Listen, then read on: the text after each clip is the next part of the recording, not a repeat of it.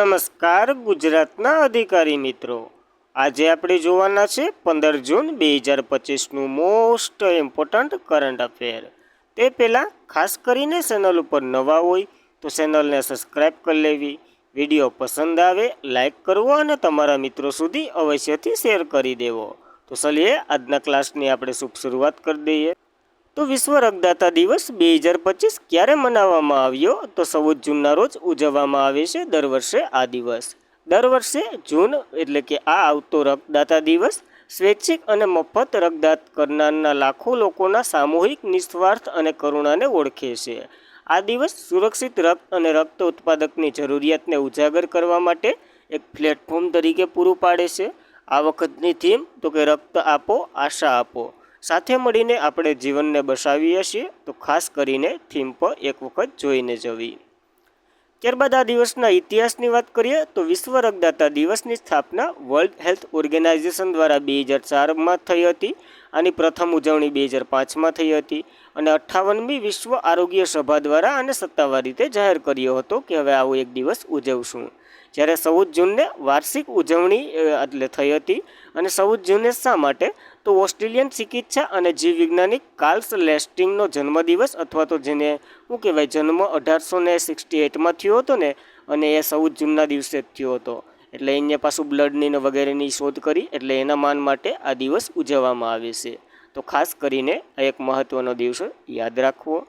જૂન મહિનાના દિવસો જોઈ લઈએ। 1 જૂન વિશ્વ દૂધ દિવસ, 1 જૂને વૈશ્વિક માતા પિતાનો દિવસ, 2 જૂન તેલંગાણાનો સ્થાપના દિવસ, 3 જૂન સાયકલ દિવસ, 5 જૂન પર્યાવરણ દિવસ, 7 જૂન ખાદ્ય સામગ્રીનો દિવસ, 8 જૂન મહાસાગરીય દિવસ અને મગજની ગાંઠનો દિવસ, 9 જૂન આંતરરાષ્ટ્રીય અલ્કાઇન્સ દિવસ, 9 જૂને વિશ્વ માન્યતા દિવસ હોય, 10 જૂને સાંસ્કૃતિક વચ્ચે સંવાદ માટેનું પ્રથમ આંતરરાષ્ટ્રીય દિવસ આપણે ઉજવી રહ્યા છીએ, 11 જૂન આંતરરાષ્ટ્રીય રમત દિવસ અને 12 જૂન બાળ મજૂરી વિરુદ્ધ વિશ્વનો દિવસ। તો ખાસ કરીને આ દિવસો યાદ રાખવા। ત્યારબાદ તો એક દુઃખદ ઘટના જોઈ લઈએ। ગુજરાતના કેટલામા નંબરના મુખ્યમંત્રી વિજય રૂપાણીનું એર ઇન્ડિયા વિમાન દુર્ઘટનામાં અવસાન થયું? તો આનંદીબેન પછી એટલે કે અને ભૂપેન્દ્રભાઈ પટેલ પહેલાં એટલે કે 16મા નંબરના છે આ ભાઈ। તો જોઈ લઈએ આના વિશે થોડુંક।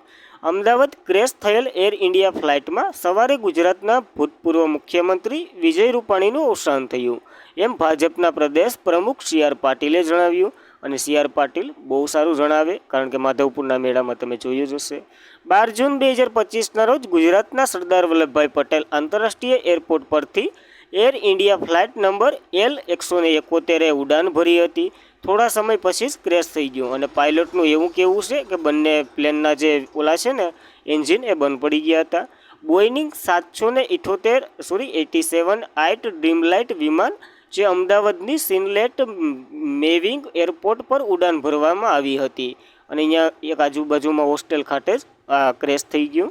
અને અમદાવાદ સરકારે વલ્લભભાઈ પટેલ આંતરરાષ્ટ્રીય એરપોર્ટ ઉડાન ભરેલા વિમાનને ટેક ઓફ થવાથી થોડી જ મિનિટોમાં એર ટ્રાફિક કંટ્રોલ સેટ સાથેથી સંપર્ક તૂટી ગયો અને બીજી મેડિકલ કોલેજના ડાબા પાખિયાને વાસણ ક્રેશ કરી નાખ્યું।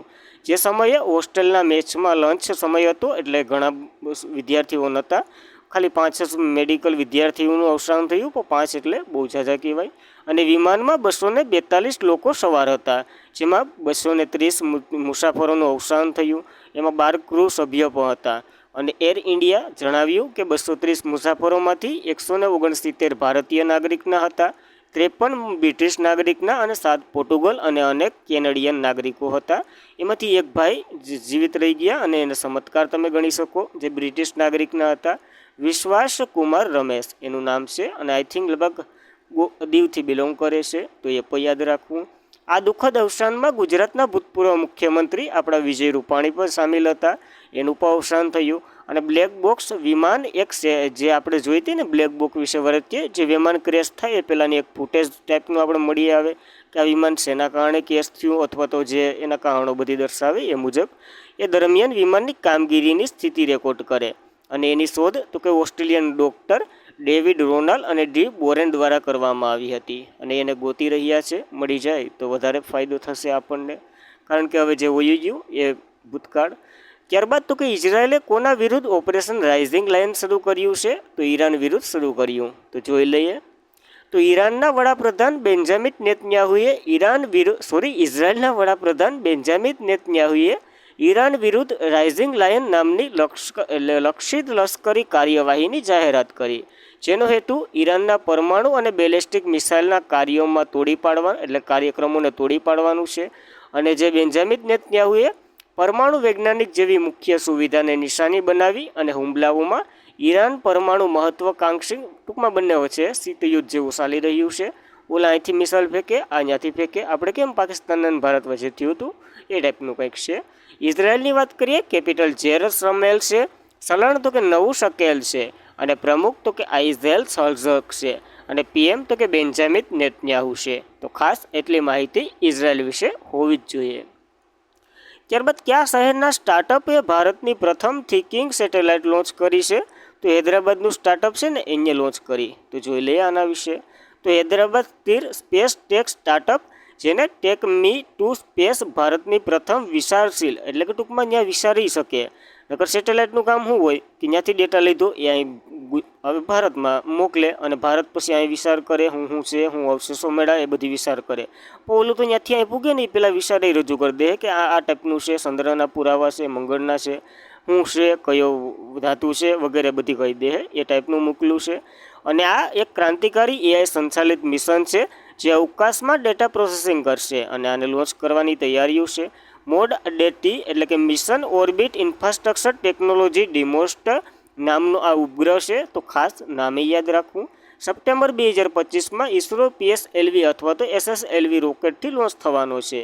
આ પ્રક્ષેપણ ભારતના ખાનગી અવકાશ ક્ષેત્રમાં એક વળાંક લેશે અને દેશના ઓર્બિટર આર્ટિફિશિયલ ઇન્ટેલિજન્સ ટેકનોલોજીને મોખરે બનાવશે. તો ખાસ કરીને પ્રથમ છે એટલા માટે. વિચાર શક્તિની આપણે વાત કરી લીધી. ઉપગ્રહ કાસો ડેટા મેળવે છે અને તે પૃથ્વી પર પાછો મોકલે, જે ઘણી બધી વિલંબ અથવા તો ડેટાને નુકસાનના કારણે એ કારણ બની જાય છે.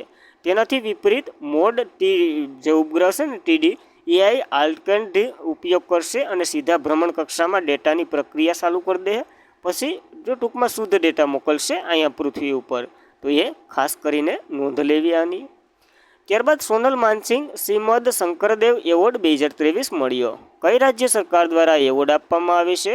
તો આસામની સરકાર છે ને એના દ્વારા એવોર્ડ આપવામાં આવે. તો આસામ સરકારે આજે અહીં આંતરરાષ્ટ્રીય સ્તરે પ્રખ્યાત શાસ્ત્રીય નૃત્યાંગના અને ભારતનાટ્ય એવા ઓડિશામાં ગુરુ ડૉક્ટર સોનમ માનસિંહને શ્રીમદ શંકરદેવ પુરસ્કાર 2023 એનાયત કર્યો. ખાસ કયા વર્ષનો મળ્યો ને એ ધ્યાન રાખવું. આસામના રાજ્યપાલ લક્ષ્મણ પ્રસાદ આચાર્ય આ પ્રતિષ્ઠિત પુરસ્કાર એનાયત કર્યો. અને શ્રીમદ શંકરદેવ પુરસ્કારની વાત કરીએ તો આસામ સરકાર દ્વારા આપવામાં આવે છે 1986થી દર વર્ષે. આ પુરસ્કાર રૂપિયાનું રોકડ ઇનામ આપવામાં આવે છે, 5 લાખથી જેવું કંઈક છે. અને પુરસ્કાર વિજેતાને પરંપરાગત આસામી રાય એટલે કે એક પ્રકારની શાલ આપવામાં આવે એવું વગેરે તકથી ને એવું બધી મળે છે. ત્યારબાદ આ પુરસ્કાર જે વૈશ્વિક એટલે કે વૈષ્ણવ સંપ્રદાયના શ્રી શંકરદેવની સ્મૃતિમાં આપવામાં આવે. આસામ તેમને ગુરુ ઝોન તરીકે પણ ઓળખવામાં આવે, અને તે સતરિયા નૃત્ય શૈલીની પ્રણેતા કર્યું હતું. ત્યારબાદ સત્રિયા થયું, અને આસામનું આ નૃત્ય છે એ હાલ શાસ્ત્રીય નૃત્ય પર છે, તો એ પણ જોવું. અને શ્રીમદ શંકરદેવ એકી અંક નાયટકી અથવા તો અંકિયા નાયટીના પ્રણેતા પર છે. તો ખાસ આ શંકરદેવ વિશે માહિતી યાદ રાખવી. મળ્યો કોને? તો કે ડૉક્ટર સોનમ માનસિંહને. તો એના વિશે જોઈએ. સોનમ માનસિંહ ભારતના પ્રખ્યાત શાસ્ત્રીય નૃત્યગા છે. તે શાસ્ત્રીય ભરતનાટ્યમ નૃત્યમાં પરંપરાગત છે. ભારતીય બીજો સર્વોચ્ચ નાગરિક પુરસ્કાર પુરોહિત 2023 એને મળેલો છે. 2003માં આ પુરસ્કાર મળી ચૂક્યો છે. 1992માં ભારતનો ત્રીજો સર્વોચ્ચ નાગરિક પુરસ્કાર પદ્મશ્રી, અને 1987માં સંગીત નાટ્ય અકાદમી પુરસ્કાર પણ આને મળી ચૂક્યો છે. તો ઘણું ચર્ચામાં રહેલું નામ હોય અને ભારતનાટ્યમ સાથે સંકળાયેલા છે. તો ખાસ ઇમ્પોર્ટન્ટ મહિલા છે. ત્યારબાદ પ્રથમ વિદેશી કોઓપરેટર ઇન્સ્ટિટ્યુશન તરીકે કયા દેશની એક બેંક છે જે ભારતમાં ગ્રીન સિટી ખાતે બોન્ડ જારી કરવાની છે? તો શ્રીલંકાની છે. અને ગ્રીન સિટી ગુજરાતના ખાતે આ જારી કરવાની છે. તો શ્રીલંકાની DFCC બેંક જે PLEV ગિફ્ટ સિટી છે ને અહીંયા NCE ઇન્ટરનેશનલ એક્સચેન્જ પર ગ્રીન બોન્ડ લિસ્ટ કરવાનાર પ્રથમ વિદેશી કોઓપરેશન ઇન્સ્ટિટ્યુટર બની છે.